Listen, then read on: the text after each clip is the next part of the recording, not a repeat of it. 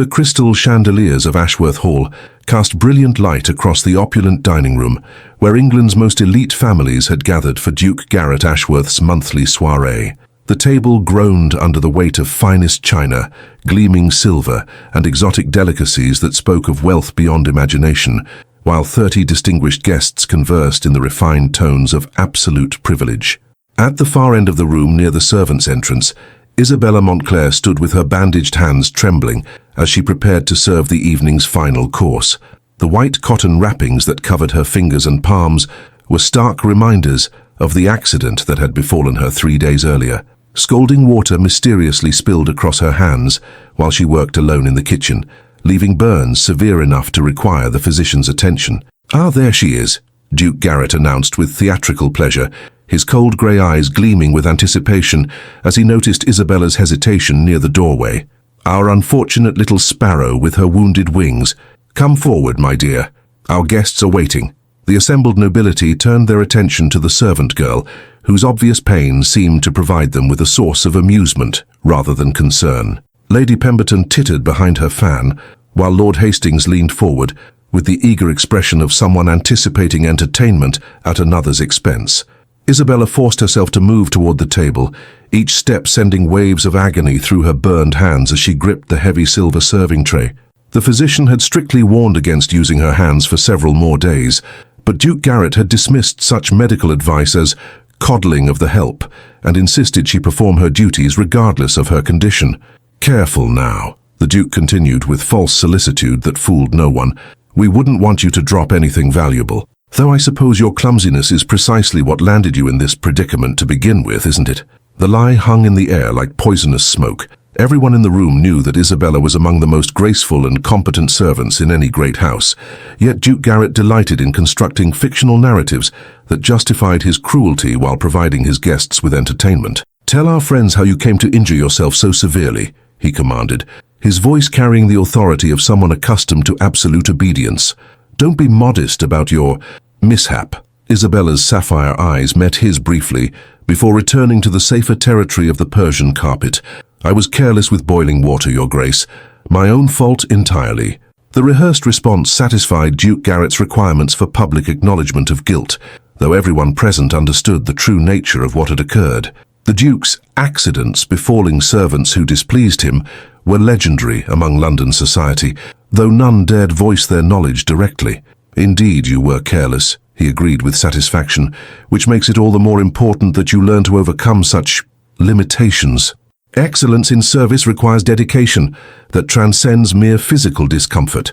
Lord Pemberton raised his wineglass in a mock toast. "Hear, hear. Nothing builds character like adversity overcome through sheer determination." The assembled guests murmured agreement, their faces reflecting the peculiar satisfaction that the privilege derived from witnessing suffering they were powerless to experience themselves. To them, Isabella's agony was merely another form of dinner theatre, designed to amuse them while reinforcing their own immunity to such hardships. Isabella began serving the elaborate dessert course, each movement of her bandaged hands sending fire through her nervous system. The physician's morphine had worn off hours earlier, but Duke Garrett had forbidden its renewal, claiming that servants require clear heads for their duties, not pharmaceutical indulgence. "Magnificent control," exclaimed the Duke, as Isabella managed to serve Lady Hastings without betraying the full extent of her pain. "You see how adversity brings out hidden reserves of strength? Perhaps we should arrange similar learning experiences for all our staff." The suggestion sent ripples of cruel laughter through the dining room. The idea that deliberately inflicting injury on servants constituted educational improvement was so perfectly suited to their worldview that several guests nodded approvingly. "Your Grace has always been innovative in household management," Lady Pemberton agreed. "So many employers coddle their staff rather than helping them achieve their full potential through proper challenges." Isabella continued her circuit of the table, her vision occasionally blurring from pain and exhaustion. She had been serving continuously for 12 hours without break, forbidden even to sit down despite her injuries. Duke Garrett seemed to derive particular pleasure from observing her struggle against overwhelming physical distress. "Tell me, Miss..." The Duke paused theatrically, pretending to forget her name despite her 18 months of service in his household.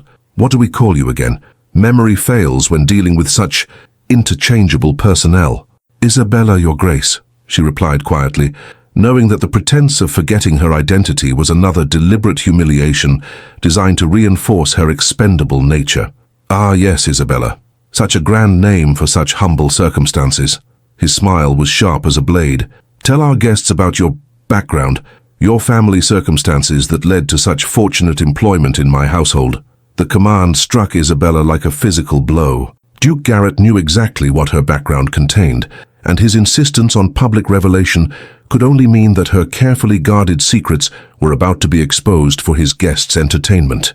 Your Grace, surely my personal history is not relevant to— On the contrary, he interrupted with silky menace, I find servant backgrounds absolutely fascinating. The tales of fallen fortune, ruined families, desperate circumstances that drive people to such reduced expectations. Please enlighten our friends about your journey to my employ. Isabella's throat constricted as she realized that her months of careful discretion were about to be shattered for Duke Garrett's amusement. The story she had hidden from everyone, the tragedy that had destroyed her family and left her with no choice but domestic service, was about to become dinner conversation for people who would find her suffering entertaining. My family encountered financial difficulties, Your Grace. I sought employment to survive. Financial difficulties? Duke Garrett's laugh was harsh and mocking. How delicately you phrase it, as if mere bad investments rather than spectacular scandal brought you to scrubbing floors in my kitchen. The assembled guests leaned forward with predatory interest, sensing that their host was preparing to reveal something particularly delicious in its cruelty. Isabella's obvious distress only heightened their anticipation of whatever revelation was coming. But perhaps we should allow our guest to tell her own story, the Duke continued with false magnanimity. After all, who better to explain the consequences of, shall we say, misplaced trust in family honor? Isabella's bandaged hands gripped the serving tray so tightly that blood began seeping through the cotton wrappings.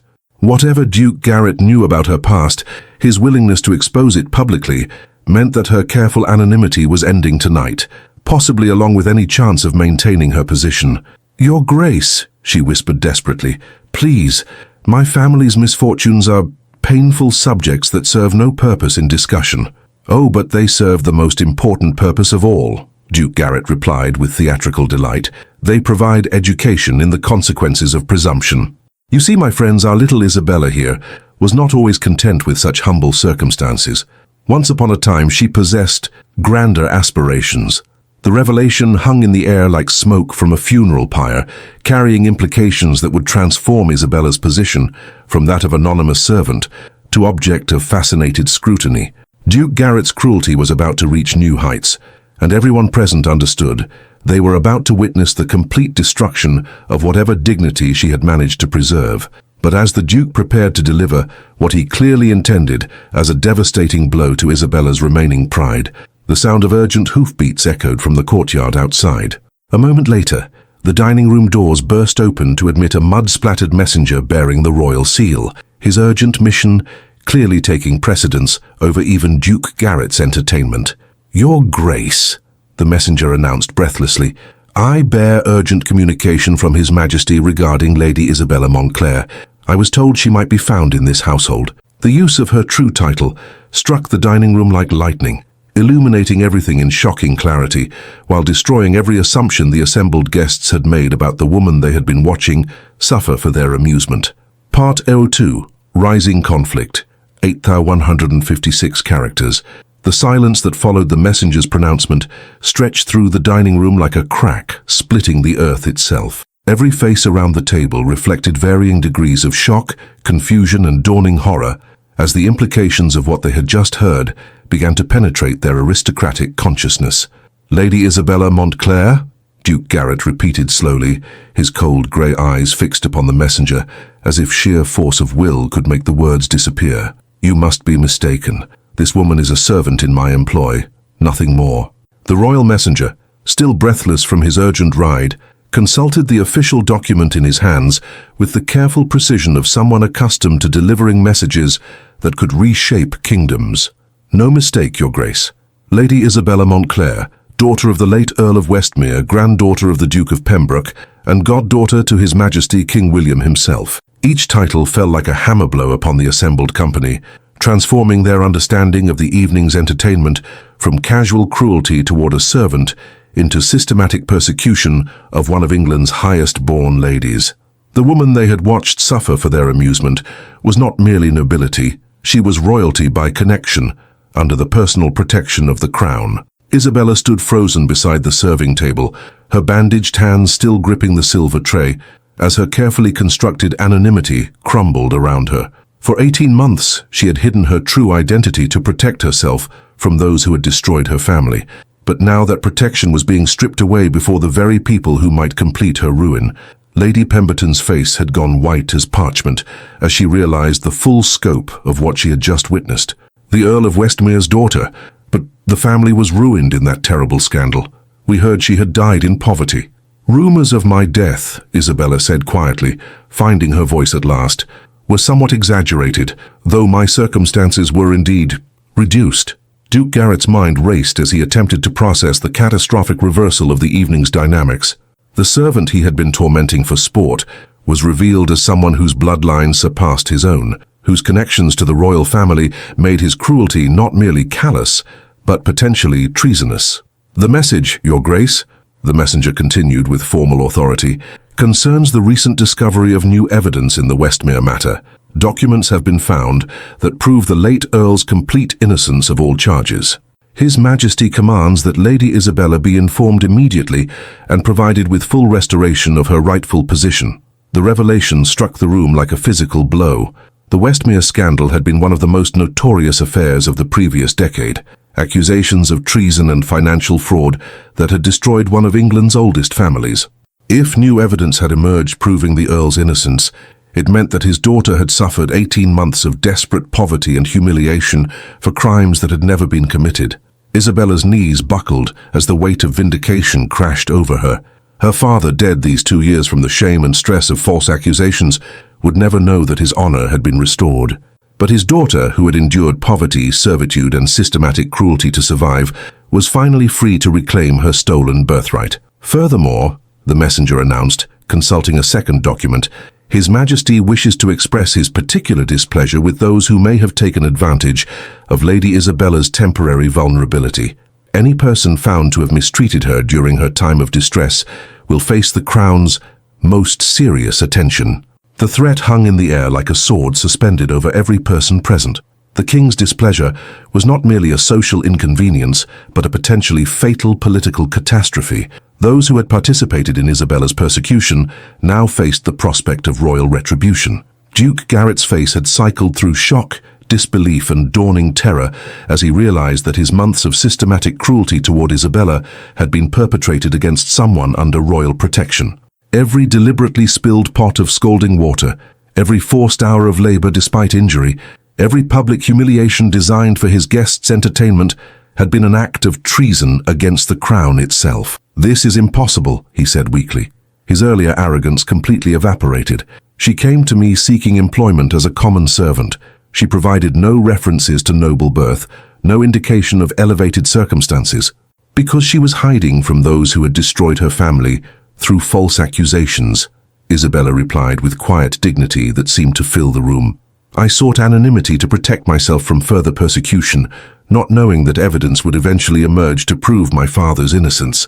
Lord Hastings, who had been among the most enthusiastic supporters of Isabella's torment, now appeared to be struggling with nausea as he contemplated his participation in the abuse of someone who outranked him socially and whose godfather commanded his allegiance absolutely. "Lady Isabella," he stammered desperately, "if we had known, surely you understand that no offense was intended. We would never have watched me suffer for your entertainment if you had known I possessed the power to retaliate," Isabella finished with devastating accuracy. "Your regret stems not from recognition of cruelty, but from fear of consequences." The observation stripped away any pretense that their sudden concern represented genuine remorse rather than self-preservation. They had enjoyed her suffering when they believed she was powerless to respond. Their horror now reflected only their realization that they faced retribution from someone whose influence exceeded their own. Mrs. Hartwell, the head housekeeper, appeared in the doorway with obvious distress written across her features. She had witnessed Isabella's treatment with growing discomfort, but had been powerless to intervene against Duke Garrett's explicit commands.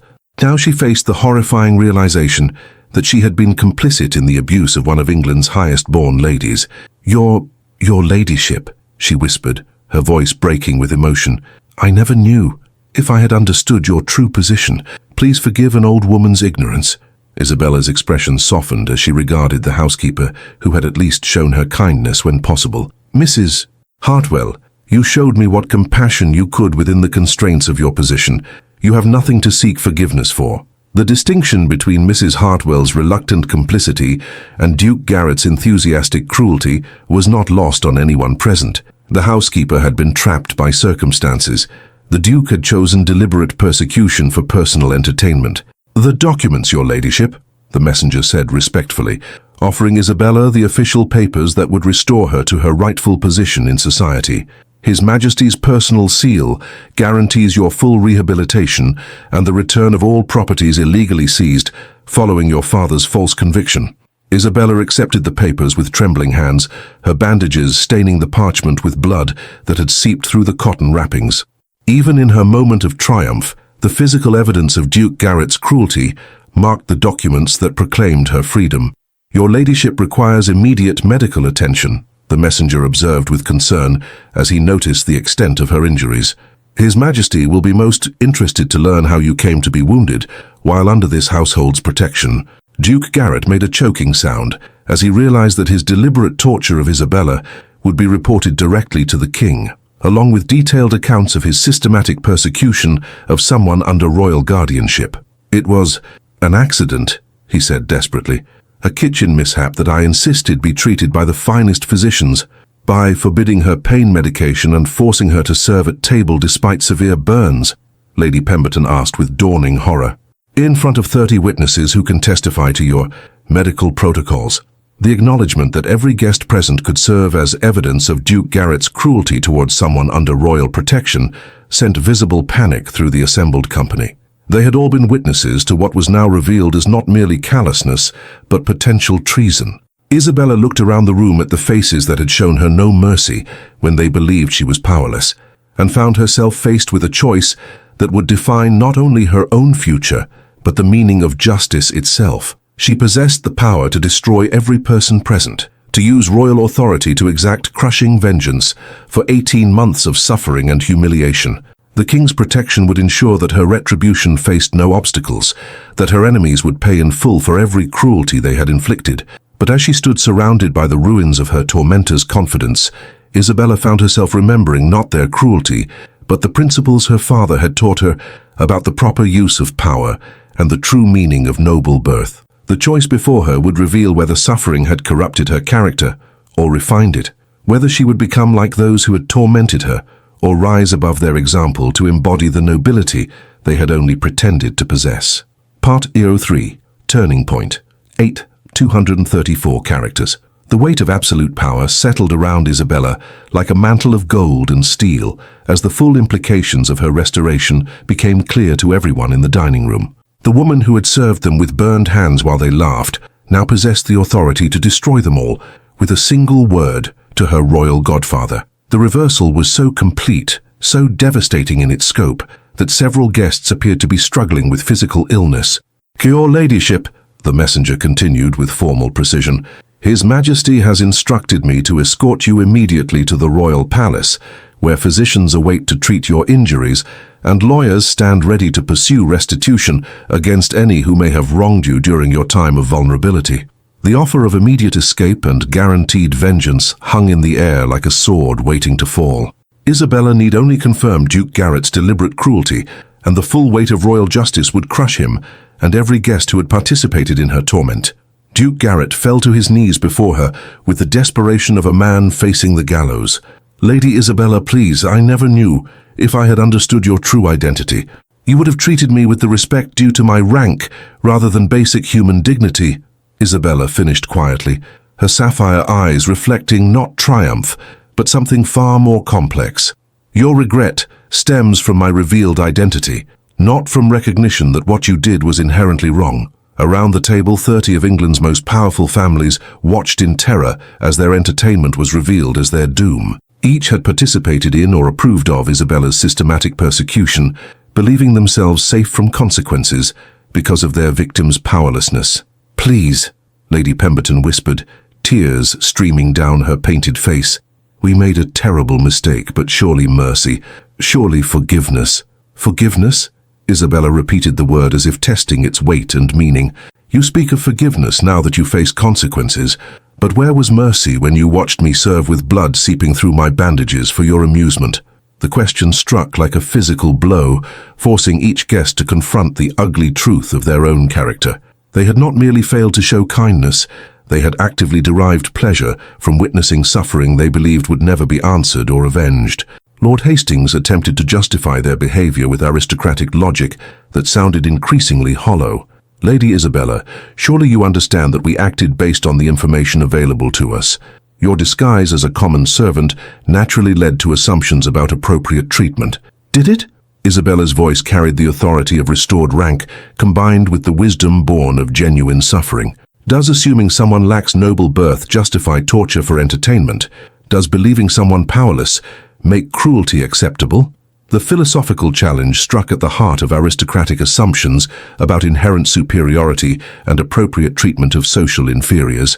Isabella was forcing them to confront the moral foundations, or lack thereof, underlying their casual brutality. Duke Garrett, still kneeling on the Persian carpet that had earlier been stained with Isabella's blood, made one final desperate attempt to escape the consequences of his actions. "Your ladyship, I throw myself upon your mercy. I am prepared to make any restitution, offer any compensation, accept any punishment you deem appropriate." "Any punishment?" Isabella's eyes fixed upon him with laser intensity. "You would accept whatever treatment I choose to impose, regardless of your rank or position?" "Yes," he gasped, clearly willing to promise anything to avoid royal retribution. "Anything at all, if you would but show mercy." Isabella moved closer to where he knelt, her movements graceful despite her injuries, her presence suddenly commanding in ways that had been hidden beneath months of enforced servitude. "Then you will experience exactly what you inflicted upon me, Your Grace. You will serve at table while injured, work without rest, endure public humiliation for the entertainment of others." The sentence was perfectly crafted, not merely punishment, but education, designed to teach through experience what words had failed to convey. Duke Garrett would learn what powerlessness felt like from the victim's perspective. "However," Isabella continued, her voice taking on a tone that made every person in the room lean forward with desperate attention, "I find myself faced with a more complex question than simple retribution." She turned to address the assembled guests who had participated in her persecution with varying degrees of enthusiasm and cruelty. "Each of you contributed to my suffering in different ways and to different degrees. Some actively encouraged my torment, others merely failed to object.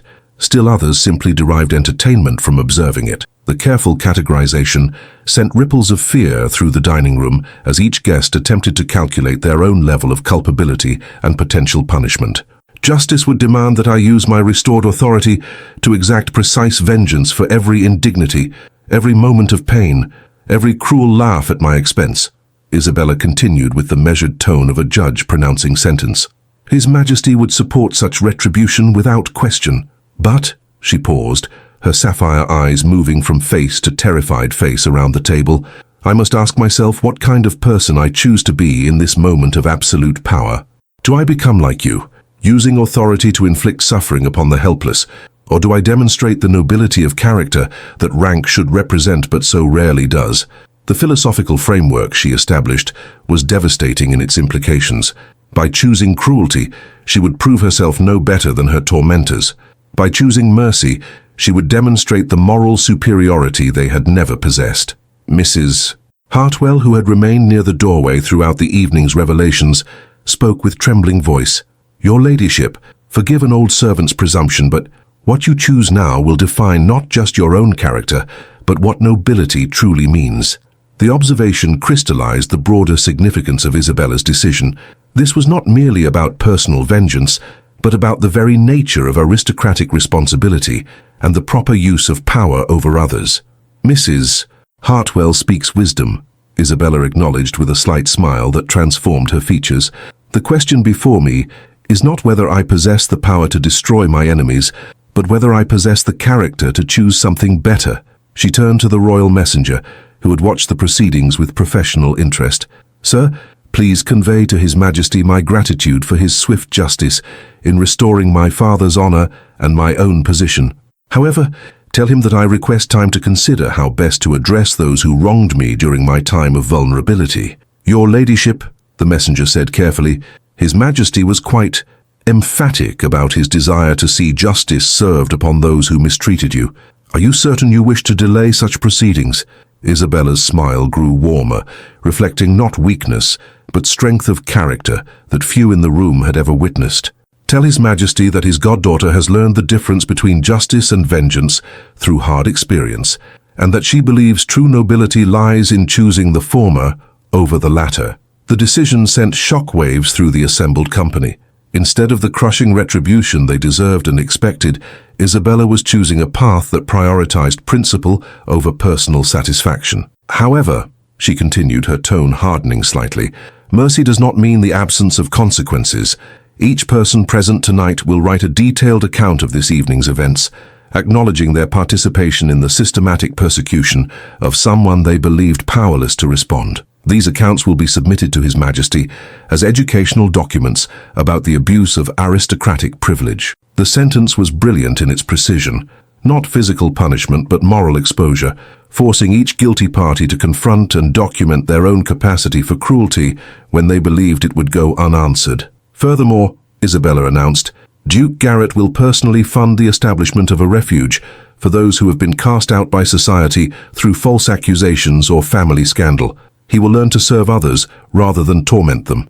The punishment was perfectly suited to the crime, transforming the Duke's wealth and position from instruments of oppression into tools of protection for the vulnerable. "And all of you," she said, addressing the 30 guests who had found entertainment in her suffering, "will contribute both time and money to charitable works benefiting those society considers beneath notice. You will learn to see the humanity in those you have previously dismissed as objects for your amusement." The comprehensive reform program she outlined would transform not just individual behavior, but the very understanding of aristocratic obligation among England's most privileged families. As Isabella concluded her pronouncements, the dining room fell into awed silence, broken only by muffled sobs from guests who were beginning to understand that they were receiving far better treatment than they deserved from someone they had wronged beyond measure. The servant, who had been ordered to suffer for their entertainment, had become a lady whose mercy would teach them what nobility truly meant. Part 04. Growth and Struggle. 8,532 characters.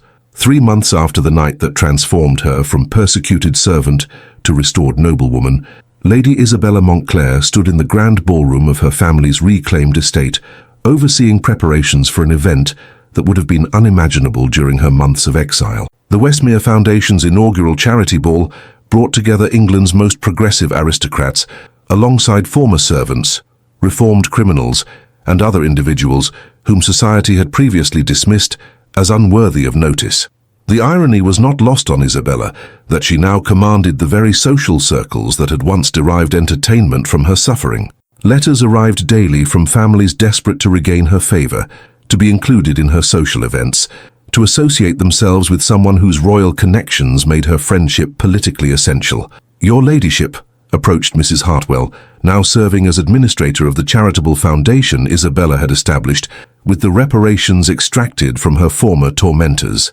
"The Duke of Ashworth has arrived and requests a private audience before the evening's festivities begin." Isabella's expression remained carefully neutral as she considered the request.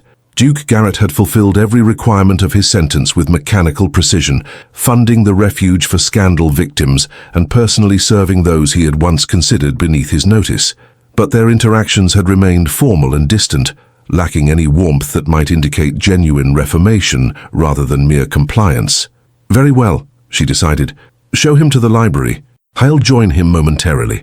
The months following her restoration had been a complex mixture of vindication and challenge. While her father's innocence had been proven and her own position restored, Isabella found herself grappling with the psychological aftermath of 18 months spent believing herself powerless and worthless. The transition from servant to lady required not just external changes, but internal healing that proved more difficult than she had anticipated. King William had indeed been most interested in the treatment his goddaughter had received, resulting in a quiet but thorough investigation of aristocratic households suspected of similar abuses. The fear of royal attention had sparked a broader examination of servant treatment that was gradually reshaping employment practices across England's great houses. In the library that had once been her father's sanctuary, Isabella found Duke Garrett standing before the portrait of the late Earl of Westmere, his posture reflecting something that might have been remorse or simply exhaustion from months of enforced humility. "Your Grace," she said formally, entering the room with the bearing she had reclaimed along with her title, "I understand you wish to speak with me." Garrett turned, and Isabella was struck by the changes 3 months of service to others had wrought in his appearance. The cruel arrogance that had once characterized his features had been replaced by something approaching humanity, though whether this represented genuine growth or skilled performance remained unclear. "Lady Isabella," he said, offering a bow that managed to convey respect without the civility that had marked their early interactions after her revelation. "I wanted to report on the progress of the refuge and to discuss the future of our arrangement." "The arrangement stands until I am satisfied that genuine reformation has occurred," Isabella replied coolly. "Your compliance with the terms has been exemplary, but compliance alone does not constitute the transformation of character that true justice requires." Garrett's jaw tightened slightly, revealing that months of imposed humility had not entirely eliminated his aristocratic pride.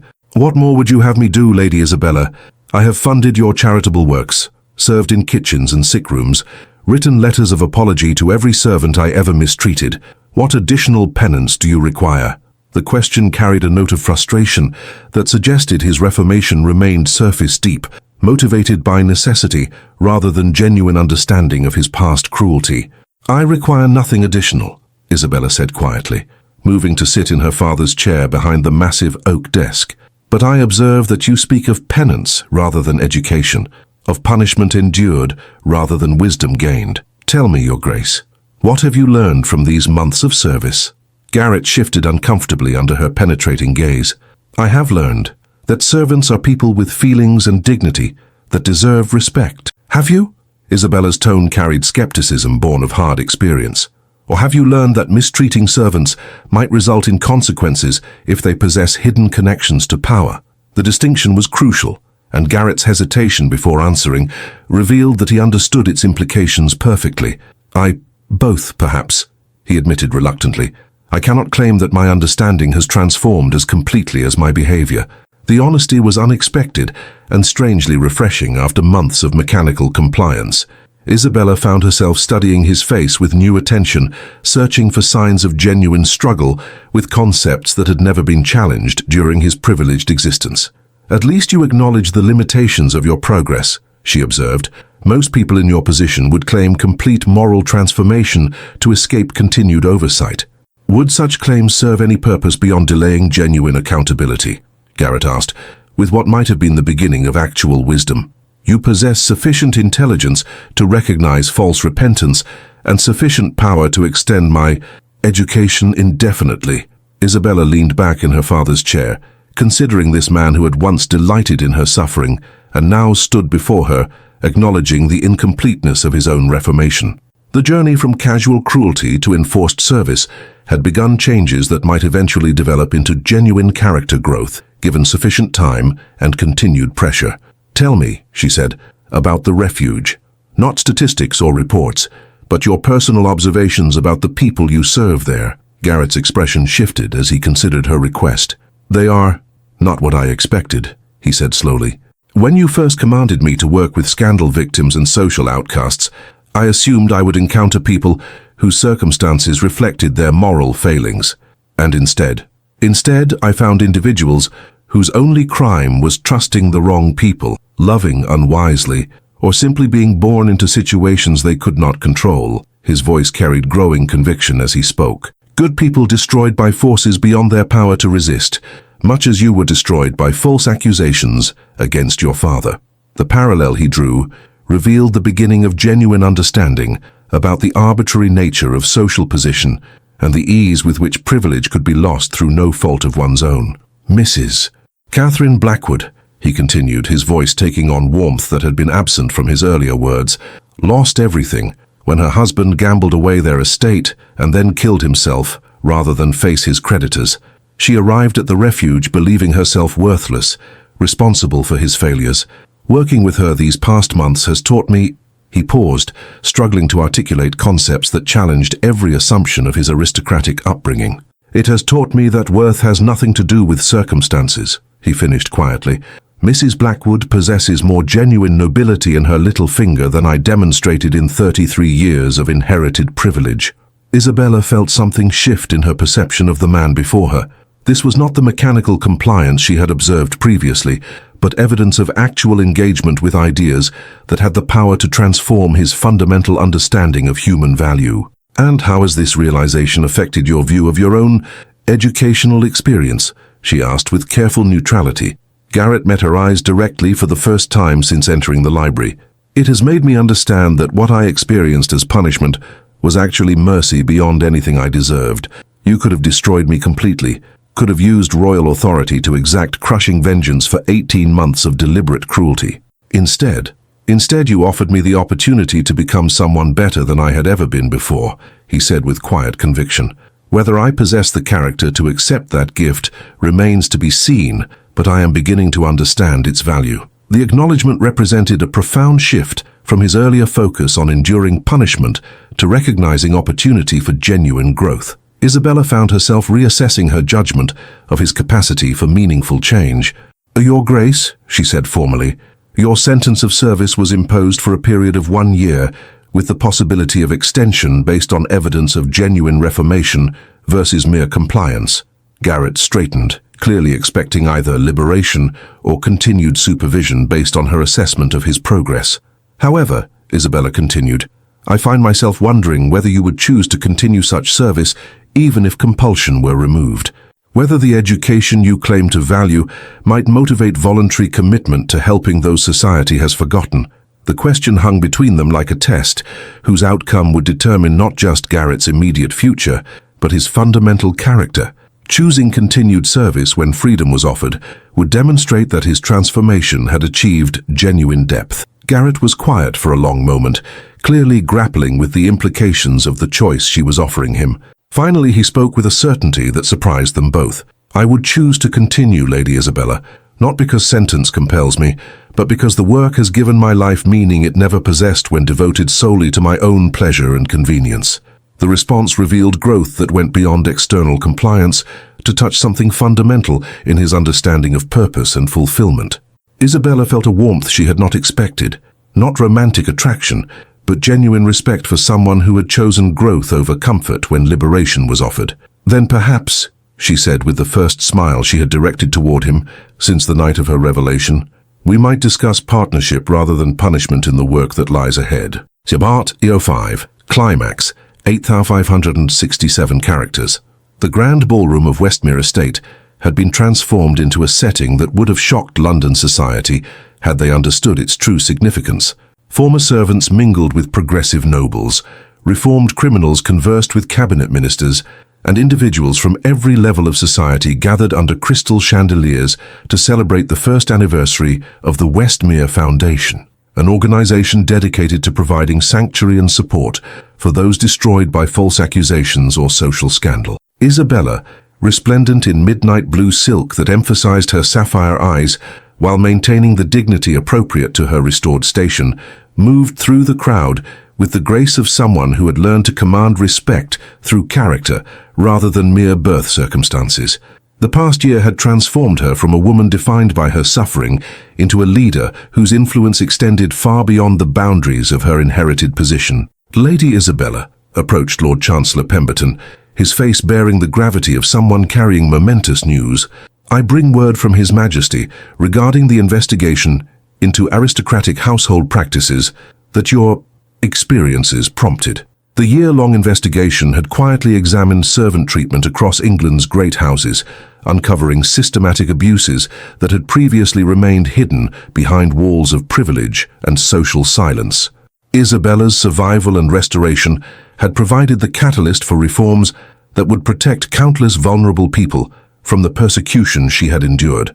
"The findings," Lord Pemberton continued with obvious satisfaction, "have resulted in comprehensive legislation, establishing legal protections for domestic workers, mandatory reporting of injuries, and severe penalties for those who abuse their authority over household staff. The announcement sent ripples of excitement through the gathered crowd, many of whom had personal experience of the powerlessness Isabella's ordeal had highlighted. Former servants who had suffered similar abuse found vindication in laws that would prevent others from facing such treatment without recourse. Duke Garrett, who had spent the evening working alongside Isabella to coordinate the Foundation's activities rather than attending as a mere guest, appeared at her side with an expression that combined pride in her achievements with something deeper that had developed during their months of partnership. "Lady Isabella," he said formally, though his eyes held warmth that contradicted the public distance they maintained, "there is someone who particularly wishes to thank you for the opportunity you provided for redemption rather than revenge." He gestured toward an elegant woman in her 40s who approached with obvious emotion. Mrs. Catherine Blackwood, the scandal victim whose dignity under adversity had catalyzed Garrett's genuine transformation, carried herself with the quiet strength of someone who had found purpose after devastating loss. "Your ladyship," Mrs. Blackwood said with deep feeling, "without the refuge you established and the work you made possible, I would have died believing myself worthless and responsible for tragedies beyond my control. Instead, I have found not just survival but meaning in helping others face similar ordeals." The testimonial represented thousands of similar stories, lives rebuilt through the Foundation's work, dignity restored to those society had condemned, hope returned to people who had believed their circumstances permanent and deserved. "Mrs. Blackwood," Isabella replied warmly, "your courage in rising above devastating circumstances provided inspiration for everyone associated with our work. Your strength taught us all what genuine nobility looks like when stripped of external privilege." The exchange highlighted the philosophical foundation underlying Isabella's approach to charitable work, not condescending assistance from superior to inferior, but mutual support among fellow human beings who had each faced their own forms of adversity and survival. King William himself entered the ballroom with minimal ceremony, having chosen to attend the anniversary celebration in recognition of the broader social reforms his goddaughter's experience had prompted. His presence transformed the gathering from charitable event to royal endorsement of the principles Isabella had championed. "Lady Isabella," the king said warmly as he approached, his genuine affection for his goddaughter evident to all observers, "I have come to personally commend the extraordinary work you have accomplished in transforming personal suffering into societal benefit." The royal acknowledgement carried implications far beyond personal praise. By publicly supporting Isabella's foundation and the reforms it represented, King William was establishing new standards for aristocratic behavior that would influence noble families throughout the kingdom. "Furthermore," His Majesty continued, his voice carrying sufficient volume to reach the entire assembly, "I wish to announce the establishment of the Montclair Commission, a permanent royal body dedicated to investigating and preventing abuse of power by those in positions of authority over others." The commission, named in honor of Isabella's father, whose false conviction had catalyzed the broader examination of justice and power, would ensure that the reforms sparked by Isabella's ordeal would continue long beyond her personal involvement. Duke Garrett, listening to the royal pronouncements with growing amazement at the scope of change Isabella's courage had initiated, found himself moved to public acknowledgement of his own transformation. "To Your Majesty, Lady Isabella," he said, stepping forward with the bearing of someone preparing to make a significant declaration, "I request permission to speak publicly about my own role in the events that led to these magnificent reforms." Isabella's eyes widened with surprise and concern. Garrett's public admission of his persecution of her would destroy any remaining social standing he possessed, making him a pariah among the aristocratic circles that still formed his primary social connections. "Your Grace," she said quietly, "such confession would carry severe social consequences. Are you certain you wish to make such sacrifices?" "Lady Isabella," Garrett replied with conviction that surprised everyone present, including himself, "the social standing I would lose was built upon the systematic oppression of those like yourself. If preserving it requires silence about past cruelty, then it deserves destruction." The declaration sent shock waves through the assembled company. A duke voluntarily confessing to the persecution of someone under royal protection was unprecedented in its implications for both personal honor and social hierarchy. Your Majesty, distinguished guests, Garrett continued with growing strength, I stand before you as someone who spent months deriving entertainment from Lady Isabella's suffering, believing my birth granted me the right to torment those I considered beneath my station. The confession continued with devastating honesty, as Garrett detailed his deliberate cruelty, his systematic persecution of someone he knew to be innocent of any wrongdoing, and his complete indifference to suffering he had personally inflicted for amusement. I confess these crimes not to seek forgiveness, which I do not deserve, but to demonstrate the transformation that becomes possible when mercy replaces vengeance, when education supersedes punishment, when someone with the power to destroy chooses instead to rebuild. The crowd listened in stunned silence as one of England's most powerful nobles voluntarily stripped away every pretense and justification for aristocratic privilege, acknowledging that his position had been used for oppression rather than protection of the vulnerable. Lady Isabella could have destroyed me completely, he concluded, his voice carrying across the silent ballroom. Instead, she offered me the opportunity to become someone worthy of the title I had inherited, but never earned through character. Whether I have succeeded in that transformation is for others to judge, but I know that I am a better man today than I was the night I commanded her to serve with burned hands for my guests' entertainment. King William, who had listened to this extraordinary confession with expressions ranging from shock to growing approval, stepped forward with the authority of someone whose word could reshape kingdoms. Duke Garrett, His Majesty announced formally, your confession demonstrates the very qualities that true nobility should embody: honesty about past failures, commitment to future improvement, and willingness to sacrifice comfort for principle. The royal endorsement transformed Garrett's confession from social suicide into validation of the redemptive power of genuine reformation. By publicly supporting someone who had chosen growth over self-protection, the king was establishing new standards for aristocratic character. Furthermore, His Majesty continued, your partnership with Lady Isabella in establishing charitable works demonstrates that redemption through service represents a more genuine foundation for social standing than accident of birth. Isabella, watching this extraordinary scene unfold, felt tears begin to flow as she realized the full scope of what had been accomplished. Her refusal to seek vengeance when power was offered had created space for genuine transformation that extended far beyond personal relationships to touch the very foundations of social order. Your Majesty, she said with emotion that carried clearly through the silent ballroom, the greatest victory is not that justice was served, but that mercy created possibilities for growth that revenge could never achieve. The observation crystallized the philosophical revolution her approach had represented, the radical idea that power should be used to uplift rather than destroy, that true strength lay in building others up rather than tearing them down. As the evening continued with royal blessing and public celebration of the reforms Isabella's courage had initiated, she found herself standing beside Garrett as partners in work that transcended their former relationship of persecutor and victim. The servant who had been commanded to suffer for entertainment had become a lady whose mercy had transformed not just individual lives, but the very meaning of noble responsibility throughout the kingdom. Part 06. Resolution. 8-398 characters.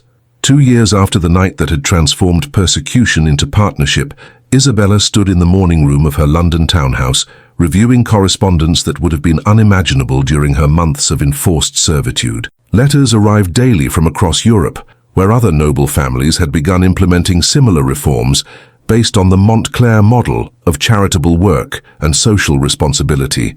The room where she now conducted business had been deliberately designed to reject the ostentatious display that characterized most aristocratic homes.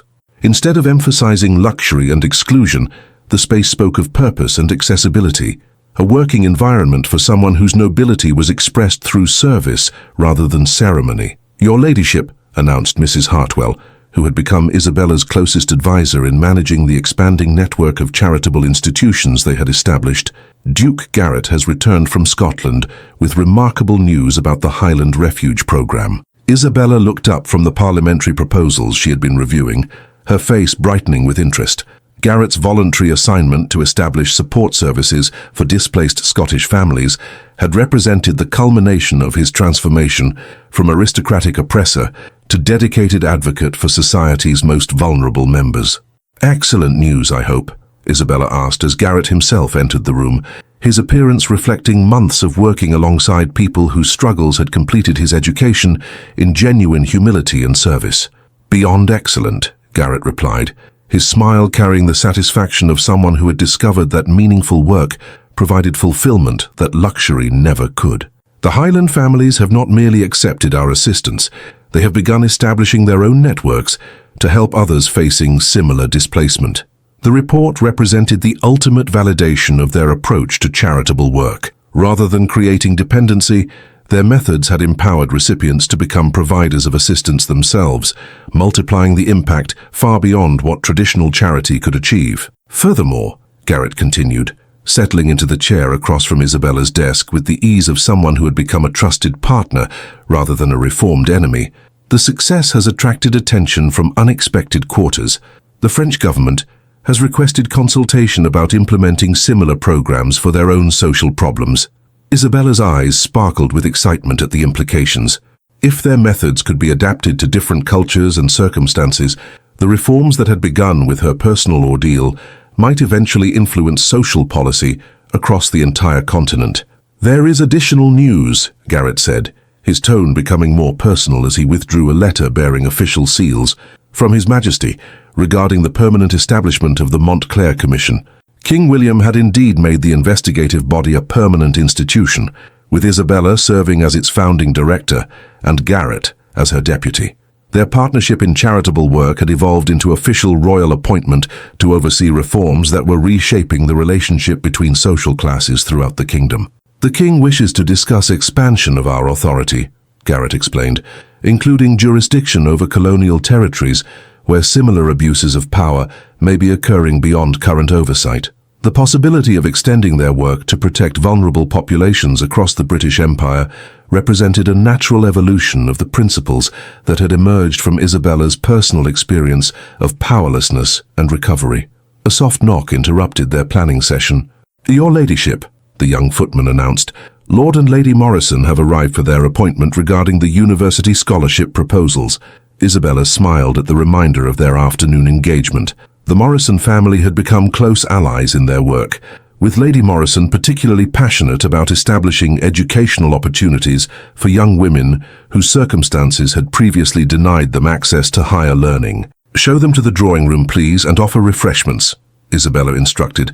"We'll join them momentarily." As the servant departed, Isabella found herself reflecting on the extraordinary journey that had brought her to this moment of influence and purpose. The terrified young woman who had served with burned hands while aristocrats laughed had become someone whose voice carried weight in the highest circles of power.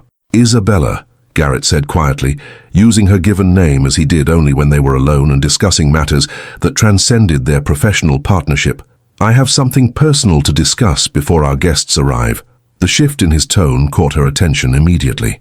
Over 2 years of working together, they had developed an easy collaboration that balanced their shared commitment to charitable work with growing personal respect and affection. "What troubles you?" she asked, recognizing the careful way he was approaching whatever subject weighed upon his mind. "Nothing troubles me," Garrett replied with a slight smile. "Rather, something has become clear that I believe deserves acknowledgement between us." He moved to stand near the window overlooking the garden, where Isabella often walked when considering complex problems or seeking moments of peace amid their demanding schedule. "These past 2 years of partnership have taught me something I never expected to discover," he said, his voice carrying vulnerability that contrasted sharply with the arrogant certainty that had once characterized his manner. "I have learned that respect and affection built upon shared principles and mutual growth creates a foundation for relationship that surpasses anything based merely upon social compatibility or romantic attraction." Isabella felt her pulse quicken as she began to understand where his words were leading. The partnership that had grown from her choice of mercy over vengeance had evolved into something deeper than either had anticipated.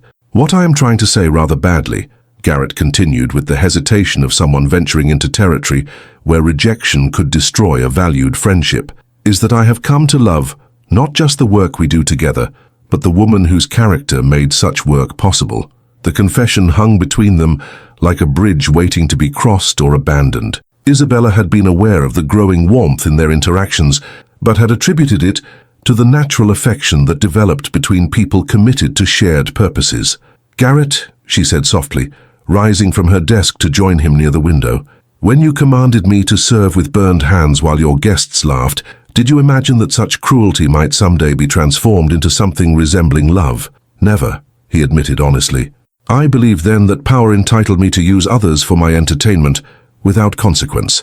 I had no conception that the woman I was tormenting possessed the strength to survive my persecution and the wisdom to transform it into opportunities for my own redemption." Isabella studied his face, seeing in his features not the cruel aristocrat who had delighted in her suffering, but the man who had chosen difficult growth over comfortable stagnation when given the chance. "And now," she asked, though her heart was already providing its own answer to the question implicit in his declaration, "now I understand that the greatest privilege I could ever possess would be the right to stand beside you as an equal partner in every aspect of life, not because you have forgiven my past cruelty, but because we have both become people worthy of the love we might share." The carefully constructed walls Isabella had maintained around her heart began to crumble as she recognized the truth in his words. Their partnership had indeed created something that transcended their origins as persecutor and victim, growing into a relationship based on mutual respect, shared values, and genuine affection. "Yes," she said simply, her voice carrying the quiet certainty that had sustained her through their most difficult challenges. "Yes, Garrett, I believe we have both become people worthy of love, and I find that I share the feelings you have expressed." The acceptance transformed his features with joy that had nothing to do with conquest or acquisition, but everything to do with the recognition that two people had found in each other the partnership that made their individual strengths more powerful than either could achieve alone. "Then perhaps," he said with growing confidence, "we might consider making our partnership permanent in ways that extend beyond our charitable work." Isabella's smile answered him before her words could form. "I believe, Your Grace, that would be the most appropriate conclusion to a story that began with such unpromising circumstances."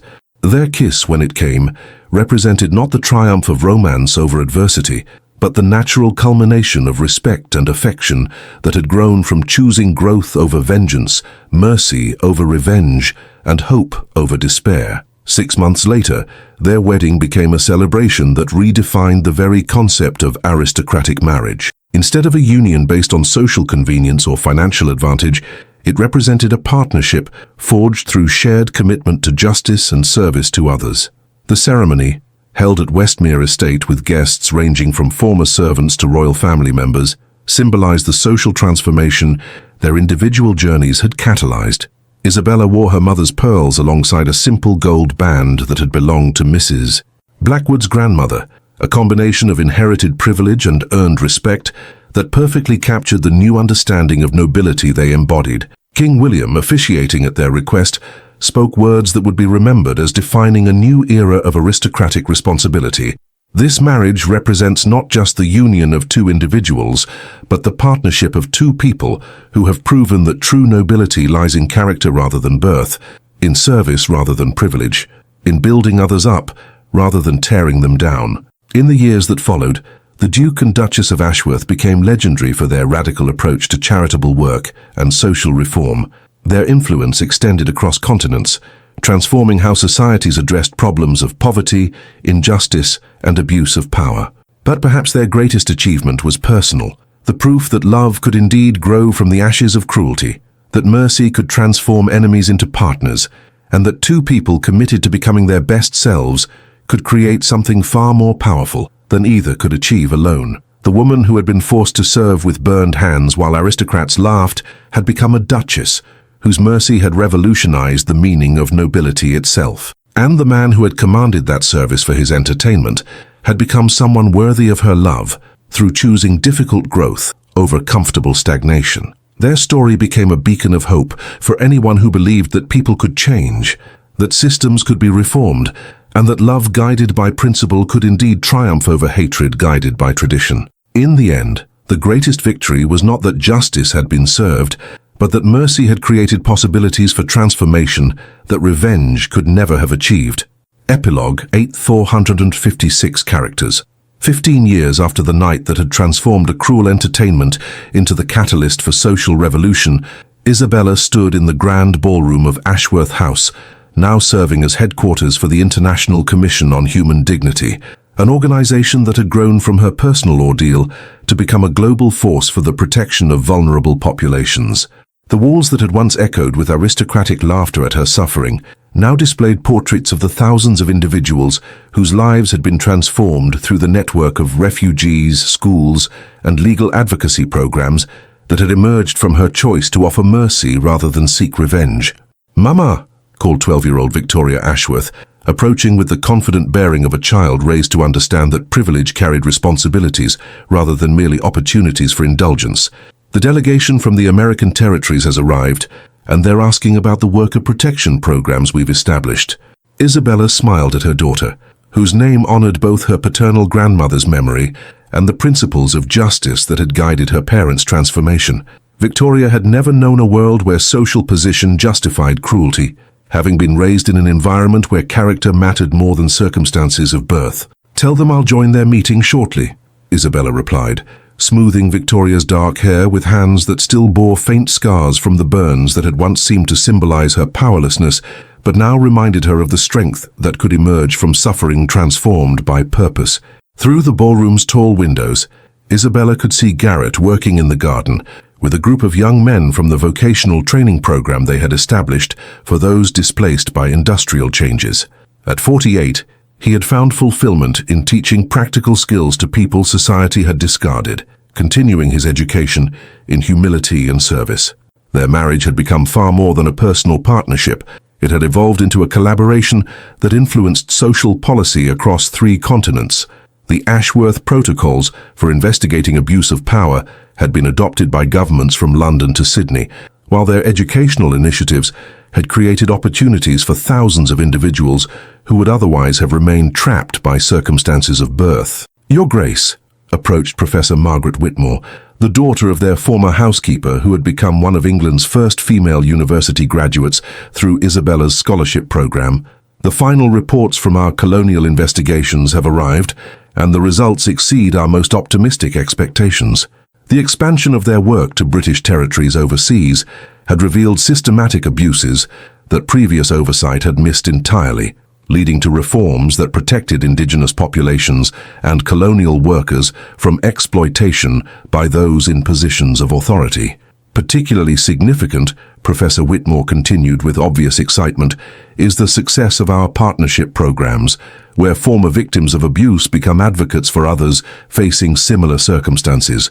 The peer support model has proven more effective than traditional charity in creating lasting change. The evolution of their work from direct service to systemic reform reflected Isabella's growing understanding that individual rescue, while important, could never address the broader structures that created vulnerability in the first place. King William, now in his 70s but still actively supporting the reforms his goddaughter had championed, entered the ballroom with the satisfaction of a monarch whose legacy would include fundamental improvements in how power was exercised throughout his realm. "Isabella, my dear," he said warmly, embracing the woman who had become not just goddaughter but trusted advisor on matters of social justice, "I bring remarkable news from Parliament. The Comprehensive Human Dignity Act has passed both houses with overwhelming support. The legislation, based on 15 years of practical experience in protecting vulnerable populations, would establish legal protections that extended far beyond the domestic worker safeguards that had begun Isabella's formal advocacy work. Furthermore," His Majesty continued, "the French, German and Austrian governments have all requested formal consultation about implementing similar protections in their own territories. Your personal experience of powerlessness has become the foundation for protecting millions of others from similar persecution." Isabella felt tears begin to flow as she contemplated the extraordinary scope of change that had grown from her refusal to seek vengeance when power was restored to her. The servant who had been declared worthless by those who tortured her for entertainment had become someone whose voice influenced the treatment of vulnerable people across the civilized world. "There is additional news," the king announced with obvious pride, "that touches upon personal as well as public recognition of your achievements." He withdrew an ornate document bearing multiple royal seals. "The University of Edinburgh, in recognition of your revolutionary work in social reform, wishes to confer upon you the degree of Doctor of Humane Letters, the first such honor granted to any woman in the university's history.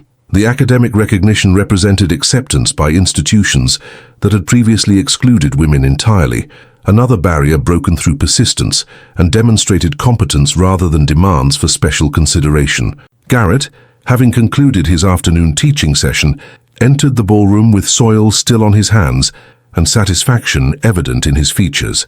The man who had once commanded servants to suffer for his amusement now found joy in practical work that benefited others rather than himself. "Isabella," he said with the easy affection that had grown stronger through 15 years of partnership in marriage and mission, "the vocational program graduates are asking whether our evening celebration will include recognition of their achievements alongside the Commission's anniversary."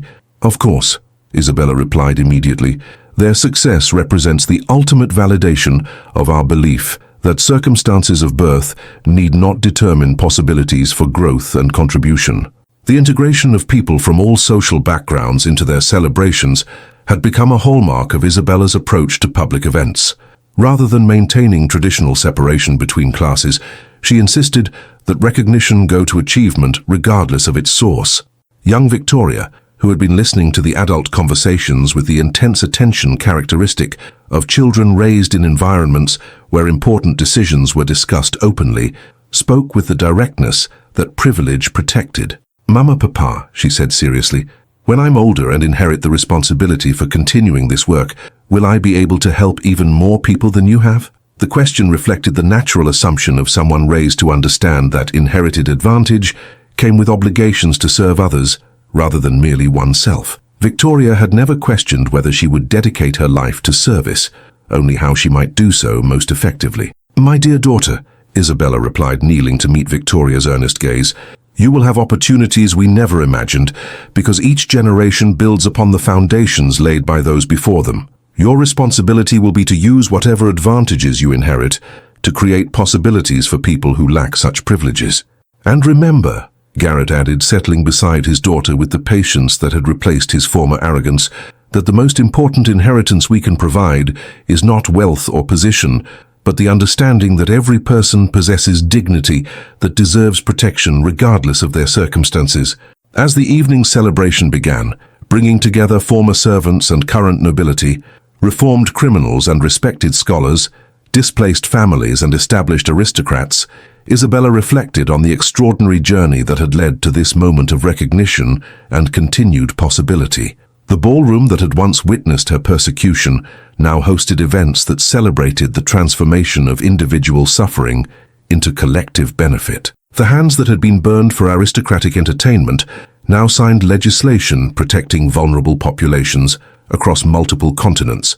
Most remarkably, the marriage that had grown from her choice of mercy over vengeance had become a partnership whose influence extended far beyond personal happiness to touch the lives of thousands of people who would never know their names, but whose futures were brighter because of choices made in moments of absolute power.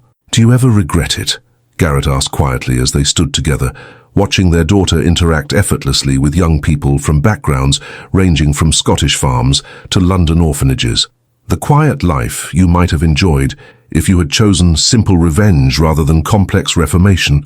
Isabella considered the question seriously, thinking of the frightened young woman who had served with burned hands while believing herself powerless and alone.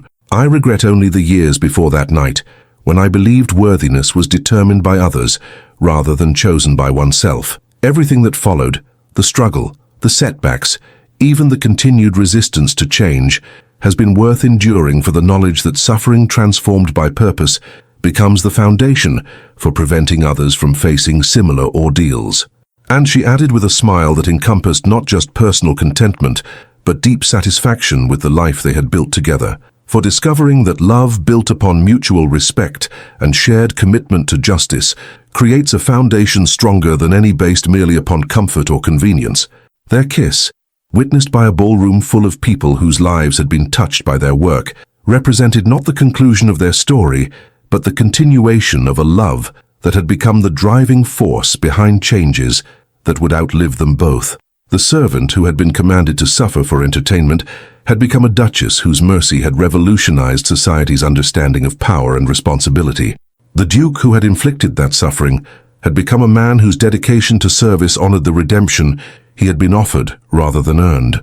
Together, they had proven that individual choices made in moments of absolute power could indeed reshape the world, that mercy could be more transformative than vengeance, and that love guided by principle could triumph over hatred guided by tradition. In the ballroom of Ashworth House, surrounded by evidence of lives transformed and systems reformed, the Duke and Duchess of Ashworth continued their quiet revolution. One choice, one person, one act of mercy at a time. The most radical lesson of all remained the simplest.